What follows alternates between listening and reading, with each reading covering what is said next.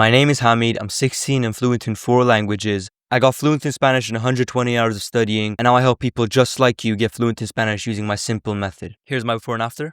Podré para mejorar mi español cuando no tengo mucho tiempo libre para estudiar español. Quiero aprender español. Pues para mí me gusta jugar el Irregular para aprender español, así que ya lo sé la palabra Irregular. And here's how you master irregular verbs in Spanish. So I started learning Spanish around the beginning of 2022, and that was sort of the time I started sort of getting that motivation. But I didn't really start learning Spanish necessarily. That's not when my studying really started, because I've been doing Duolingo from what I'd seen everyone been doing. I did all the Babbles, the Duolingo, I tested out all the different apps, and I was really struggling. And what had happened was, eventually in doing my research, nothing had really worked, and so I was just doing more and more research. And eventually I found a YouTuber named Ikenna. And so Ikenna made a video where he talked about an app called Language Transfer. And in this app, it's basically like this Audible course that you take. And in this course, he basically covered the grammar. And one of the aspects of grammar that he covered was the irregular conjugations, okay? And so if you've been struggling with this for a while, know that like this is something that a lot of people in the beginning struggle with, and there is actually a method to this, okay?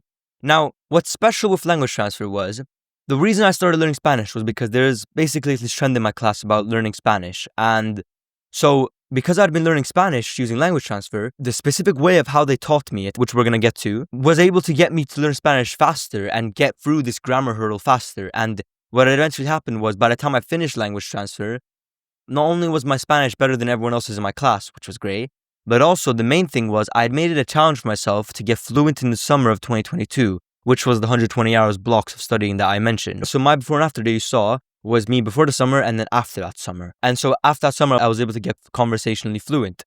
And I just remember this one time I was going through irregular Spanish verb conjugations, and language transfer hadn't necessarily taught me this, but there was actually a specific method to get understanding irregular verb conjugations. And I've taught people it using this system. So in this video, we're going to go through that exact system for you, okay? So we're going to cover the 3 W's, what, where, and why. And then we're going to go through quickly the cognate cheat code. And then we're going to get to irregular verb conjugations, okay? So when I was doing language transfer, this is the main thing about learning grammar that most people miss. And this is what is like the key in language learning, okay? I never see anyone talking about this, and it blows my mind because this is the reason why someone like me, or for example my client, like you saw in the transformation, is able to get fluent in Spanish in a few months versus someone who can get fluent in a few years. Okay, this is literally the difference between the person who gets fluent in a few months versus a few years, okay? And the reason why is the 3 W's, okay? So in any Spanish sentence, okay, there are 2 parts. There's grammar and there's vocabulary. And in this, like grammar and vocabulary, which is in part of what I call the fluency equation, we need to understand what the words are. So vocabulary is just what the words are, okay? So you know that carro is a car, right? And grammar includes these 3 W's. So in order to use grammar, you need to know the vocab. So you need to know the what. So that's the first W, the what, okay? You need to know that. The second is the where. So the where is where the words are placed. And this is where we get into a lot of these grammar rules. So where do we put, for example, me and llamo? So we have 2 words, right? We have the words me and we have llamo. Now, do we say llamo me or do we say me llamo? Where do we place these words? And that's how you get that sentence. Now, the problem here is most people memorize the what and the where because the what and the where is all you need to make a sentence in Spanish. That's all you really need. But that makes it not make any sense. And that's the issue here. And so everyone knows that it's me and then llamo, but they don't know why it's me and llamo. And that is the core of understanding irregular conjugations, okay? In this specific video, we're going to cover irregular conjugations. The core of this is understanding why, okay? And because this is a quote I say all the time, because when you understand why certain things happen, it makes more sense. And when it makes more sense, you remember it better. And this is the crucial key for us to master irregular conjugation patterns, okay? This is why people like me and my clients are able to learn Spanish irregular conjugations faster than the people who just memorize the what and the where, okay? This is also why language transfer is good. Granted, language transfer didn't really do this exactly with irregular conjugation patterns, though I was able to take the concepts and apply them for myself, okay? And so one proof of this is what I call the cognate cheat code, okay? So here's an example of that. If I told you the word for presentation is presentación, that means you learned 1 word.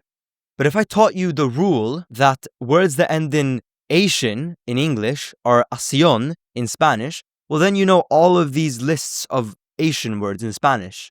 And so understanding a why behind like grammar, and in this case, we're going to talk about irregular conjugations, it is the key to understanding all of the variations.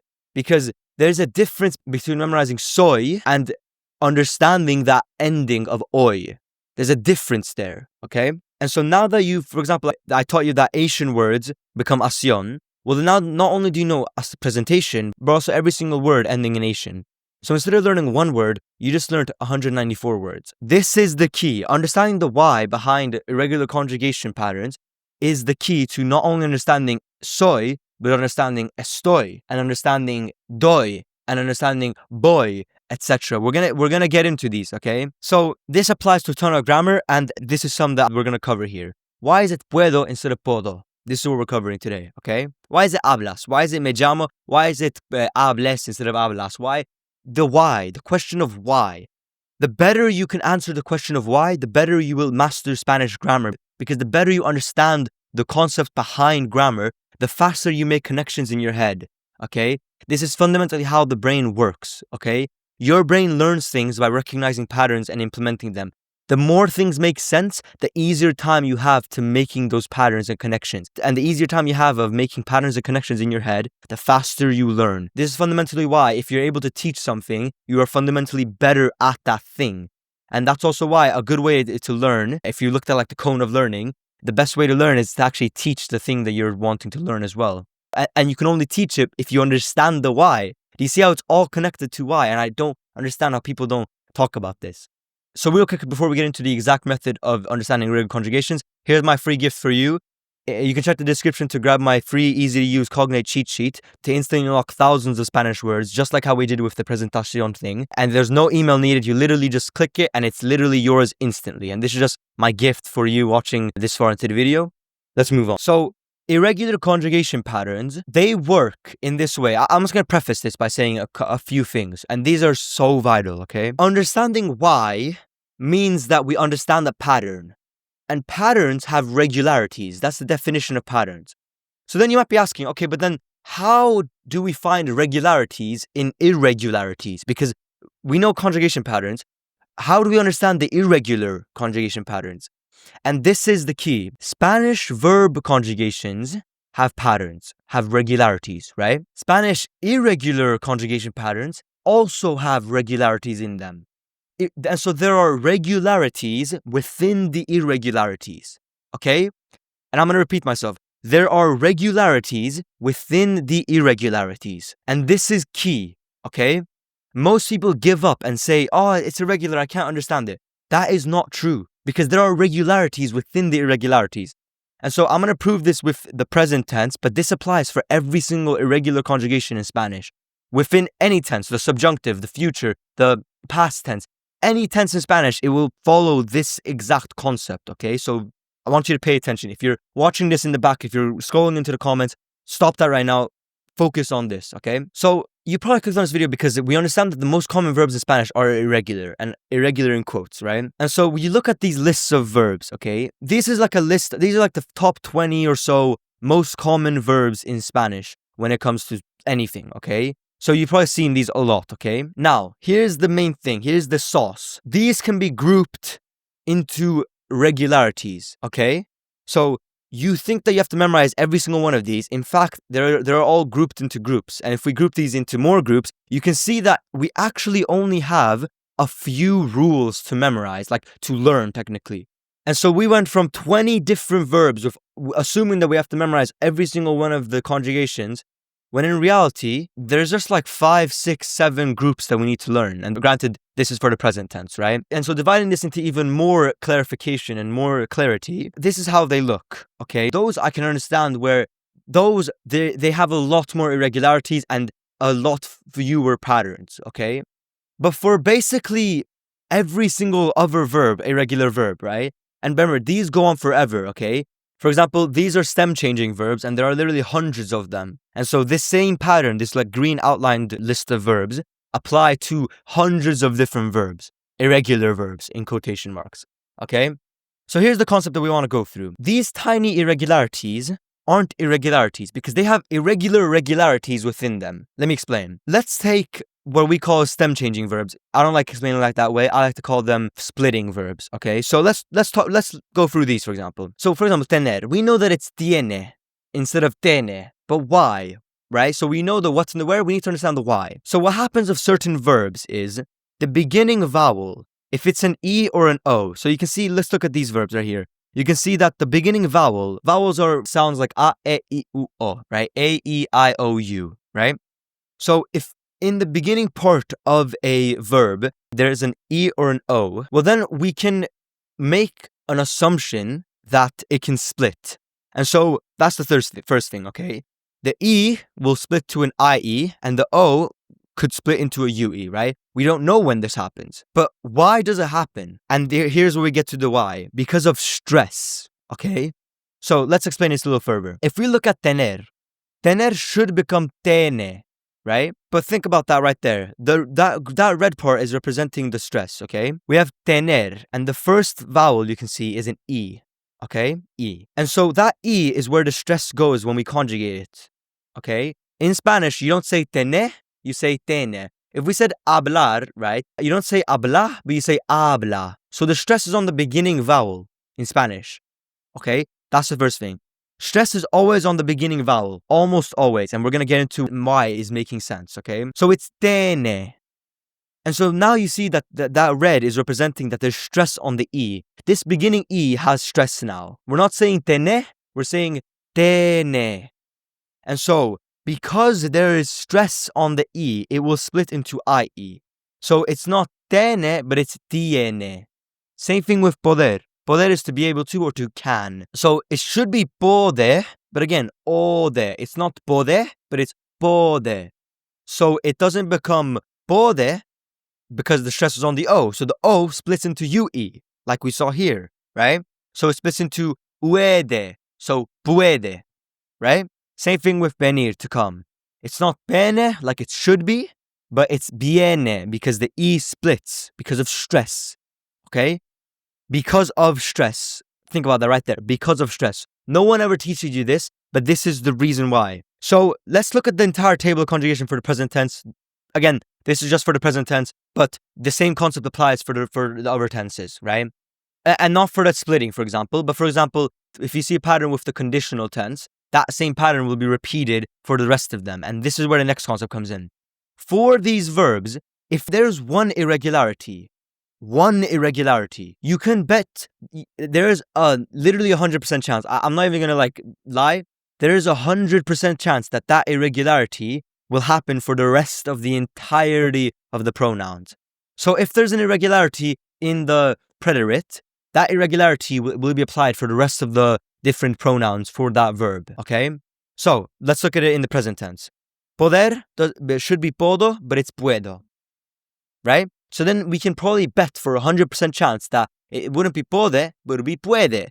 It wouldn't be podes for you can, it would be puedes. It wouldn't be poden, but it would be pueden. But here is the nuance. Here is where you have to listen up, and this is why the why matters. So why did the O split to UE? Why? Because of stress. So if we look at podemos, which is the we form, where is the stress? Is the stress on the beginning O, or is it on the ending part of the verb? Is it on the beginning vowel or the ending vowel? It's on the ending. Look at the red is representing the stress. The stress is no longer on the beginning O vowel, right? It's no longer on the beginning vowel. So the O doesn't need to split anymore. It's protected because the stress has been moved from it. And so podemos is the actual correct one, and it's the regular one. But no one teaches you why, and this is the exact reason why. The reason why it's puedes, for example, and not podes is because the stress is on the O, in the beginning O. But the reason why it doesn't occur for the we form is because when we talk about we, right, when we conjugate it, the rule is putting the stress at the ending. And so the stress is no longer on the beginning, and so it's protected, and so therefore it doesn't split. And so you might think that this is a specific example, but no. This is applied for every single verb that splits. Every single stem-changing root verb, you can call them.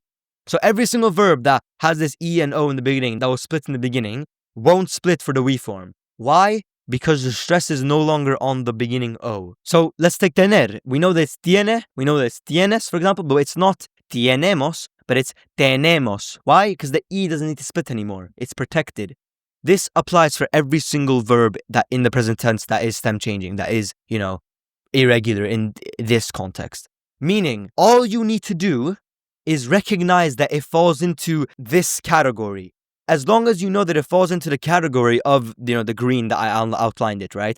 The splitting verbs group, the group of, you can call them stem changing root verbs, right? As long as you see that O splitting into UE and the E splitting into IE, you will know that the we form will not split. Why? Because it's protected. Because the only reason it splits is because of stress. Now that you've understood that, that means you should now have understood and learned the conjugation for hundreds of irregular verbs, just because of that little lesson that we just went through now, okay? Let's take another group, right? So some verbs, okay, are only irregular in their I form.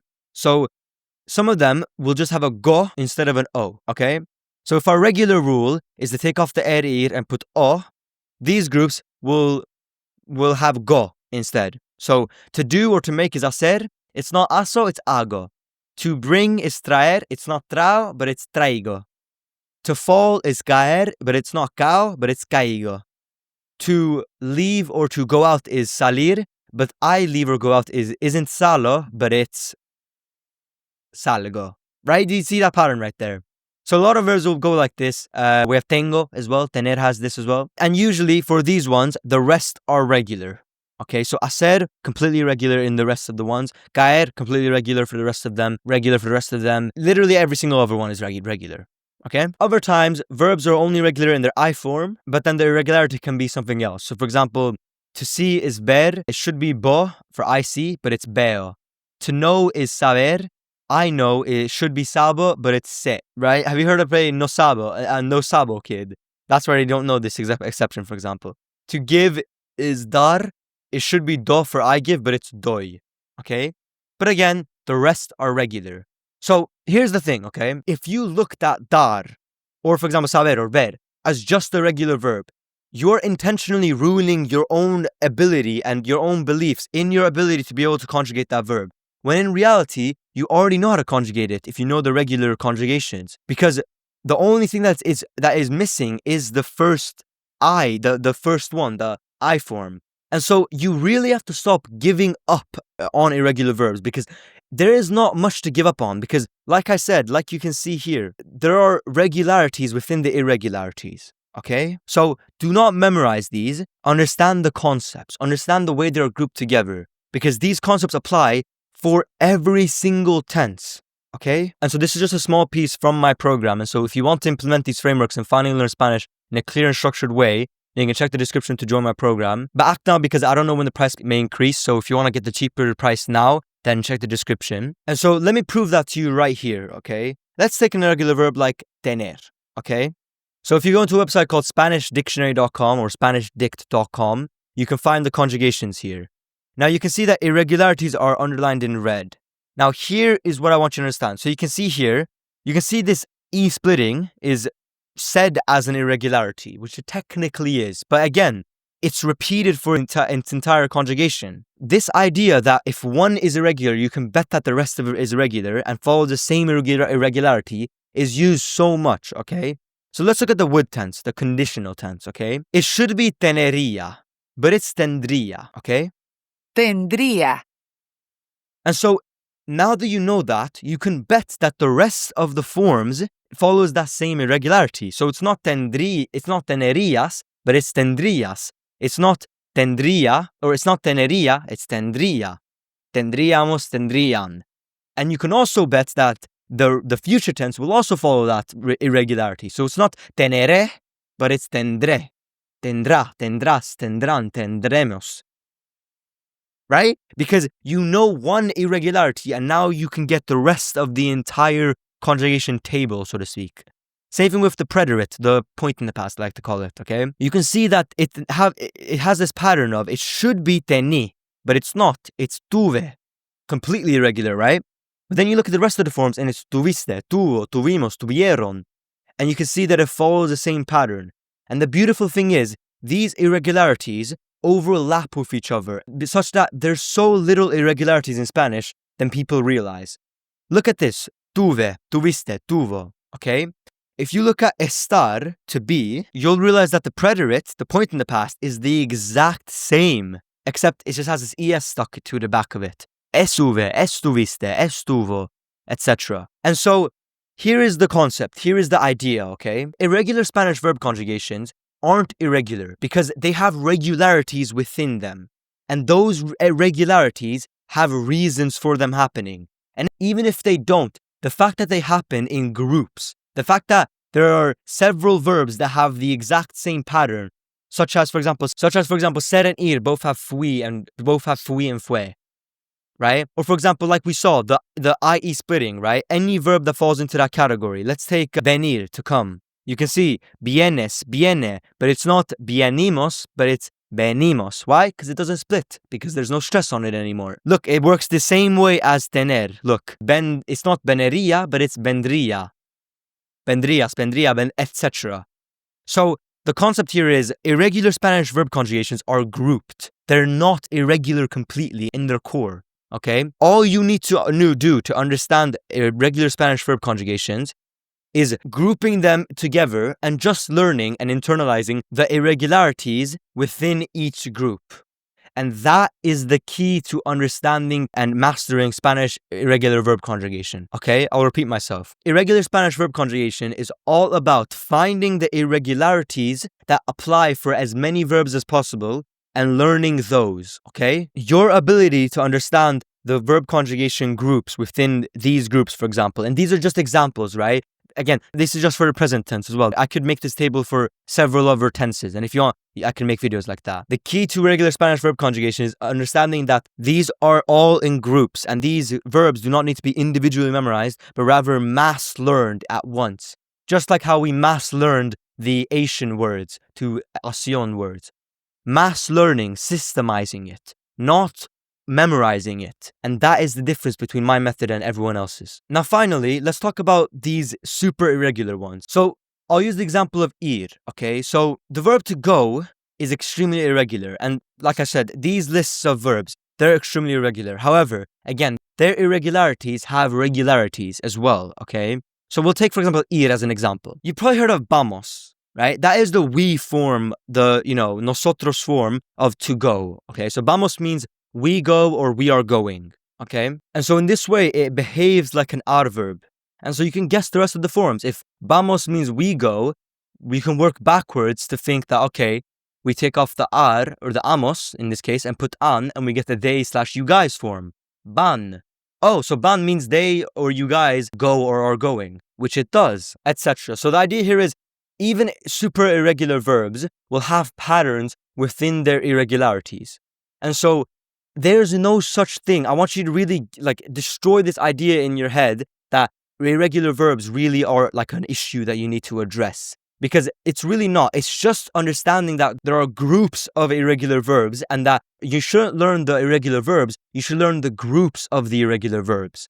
The groups that some of them end in go in the I form, but the rest are regular, for example. The groups that some of them split, the E or the O split. Or for example, the groups that some of them have this dria for the wood form instead of the regular ia, etc., right? And so be sure to subscribe and watch more videos so YouTube recommends them to you. And this was my step-by-step plan. This is exactly how you learn irregular verb conjugations. If you subscribe, then YouTube will recommend more videos, meaning you'll be able to learn and improve more. And yeah, I hope you enjoyed, and check the description to grab the free gift.